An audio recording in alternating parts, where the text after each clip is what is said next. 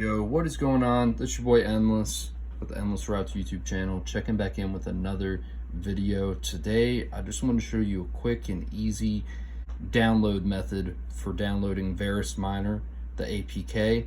It was recently removed from the Google Play Store, so you can no longer download it there. So you have to go to third-party websites in order to download the APK. I'm going to show you this. The link is down in the description below for this website, but if you can see here, that's the website that's on there. But like I said, there's a link down below. So when you go to that website, you scroll down here, you click on app downloads, then you click on APK download. It's going to say download, and click on open.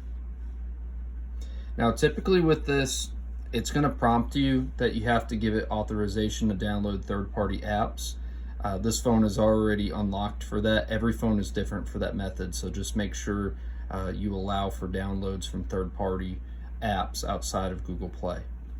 It should prompt you that. I think it's enabling downloading apps from unknown sources. Then you click on install, and then it will install the app. As you can see here, it says app installed. We're going ahead and click open, and boom, you have downloaded the Verus Miner onto your device. I already have this downloaded, but I just want to show you guys that it does work. I do have to throw out there are some phones that have not been able to download. For some reason, one of the phones that would not download is this one over here, which I have AA Miner going on. Link down in the description below for that video if you want to learn how to mine different coins. This one's specifically just about Verus, but if you want to learn it, there's a link down below for that video.